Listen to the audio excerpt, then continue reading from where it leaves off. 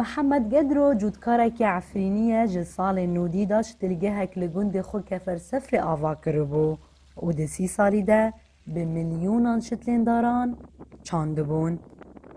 Êrişa Tirkiye dijî Efrînê dawîlûyê ji tilgehê anî û Mihemed bi neçarî kûçber bû, lê ev yek li pêş wî nebû kelem ku li derbidarbûnê li penageha Şehba ji tilgehek nû ava kiriye.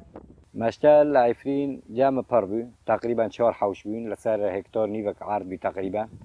4 جیام آفدان دکر هم 4 مره تعداد شغالین مدبر ندگان مرشان شون خواهیش هوا چه تا را کرد چه تا هات دستی خادینا سر و را کرنش خارا بلا کرن لحف بلا کرن فروتن اونو حال ور مد دی ساعه جرده آوا کرد بس نه وکی برید تشکیانه چی جه چکتر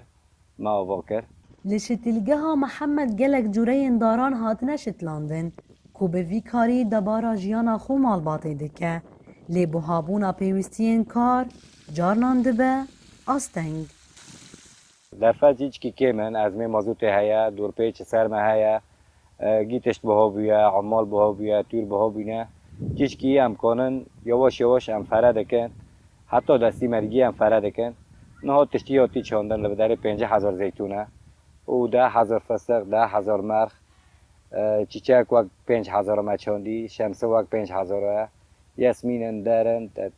پرتشتانه میون حنارن Ji bo Mihemed çandina şitlan ne tenê karekî ji rêzê ye ku pê bijî, lê belê meraq û girêdaneke wî ya taybet pêra heye, nemaz e darên zeytûnan. Yani girdane me zeytûnê ra girdane me belkî wekî bi xeçkê me ra ye yani. Yani milletiya Efrî belkî her yek 200 dar 500 dar heta 1000 darî xwe hebû.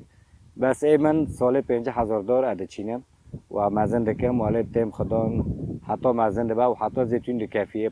پر هیا دکم تنها کجی حتی زیتون دکافی و عمل بر رجی روی دننی یعنی و یعنی 50,000 دلار جی به حسب 4-5 گنده ایواره چاندن یعنی. Efrîniyên kuçiyayê kurmênc kiribûn daristanan zeytûnan û curayên cuda ji daran ku da herin wê derê bi keskayiyê şên dikin.